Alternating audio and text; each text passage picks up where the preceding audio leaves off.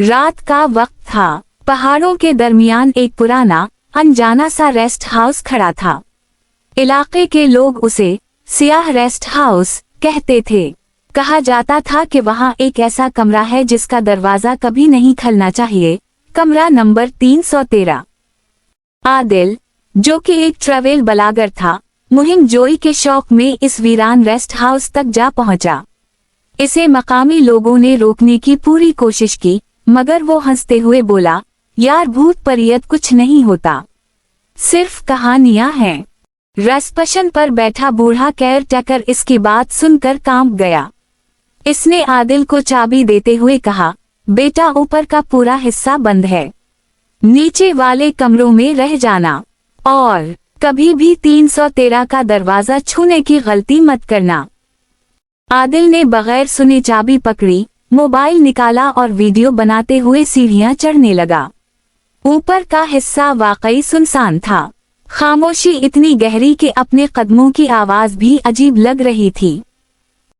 पहला डर।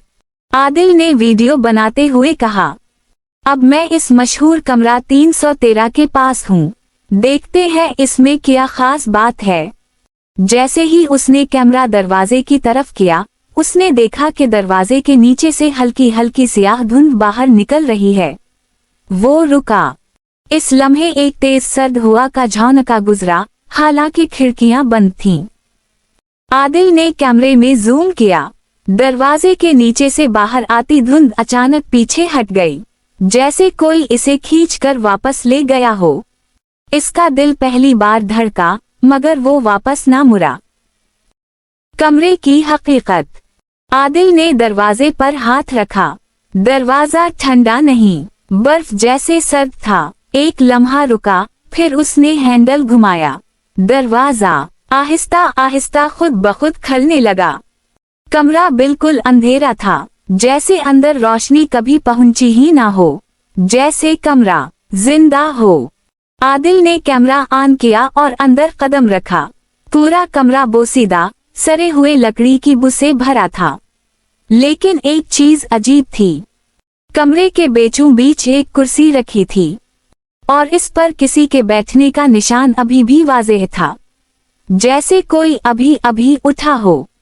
आदिल ने कुर्सी के करीब जाकर कैमरा किया।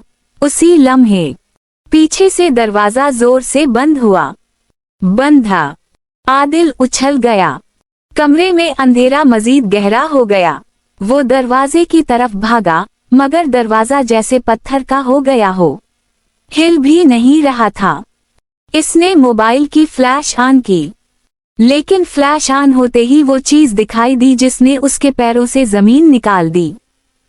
कुर्सी पर अब एक सियाह साया बैठा हुआ था।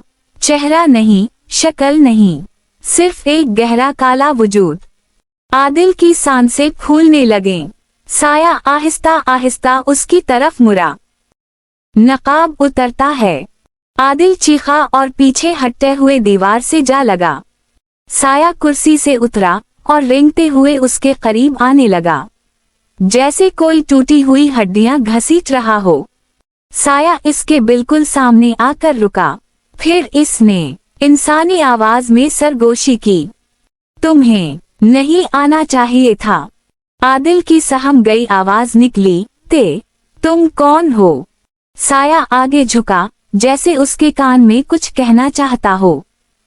ये कमरा मेरा है, और जो अंदर आ जाए वो वापस नहीं जाता।